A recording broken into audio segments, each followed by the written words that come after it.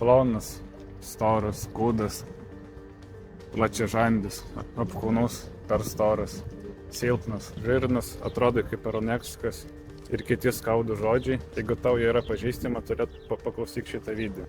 Man irgi teko tokius žodžius girdėti ir galima netgi pasakyti iš dviejų kampų, tai vadinu arba labai ten plonas, ten rankos kaip pagaliai ir panašiai.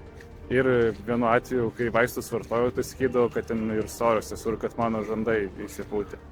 Ir kokia yra esmė dabar, tai žmonės, kurie šaiposi, jiems realiai niekada neįtiksi. Jeigu tu būsi plonas ir ten nusiauginsi ten daugiau svorio, tai būsi storas. Jeigu ten esi labai apkūnus, ten turi didesnį svorį, jeigu numesi svorį, tu vis tiek netiksi, dar visai tai išvadins.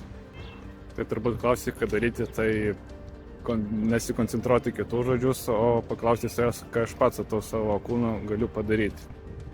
Ir aišku, tai gali būti sudėtinga padaryti, nes aš pats labai daug su kitais lyginus, tai man sunku pastebėti, bet vis tiek kažkiek po truputį galim. Ir dabar parodysiu trumpą video montažą, kuriame parodysiu savo pratimus, kuriuos su dabartiniu savo kūnu galėjau padaryti. Tai aš apsilankiau Culpo Muscle Beach ir truputį paspartau, tai manau, tai bus įkvėpimas jums kažką padaryti ne dėl kitų, o dėl savęs. Ne dėl to, kad kiti sako, dėl to, kad pačiam norisi. Flexed up, diamonds dripping off my wristwatch. Ain't no shit talk. All my homies rockin' Vatmos like a pit stop. Couple whips in my garage, but I ain't talking Matchbox. Spin the block, hit the gas, feel like Danny Phantom.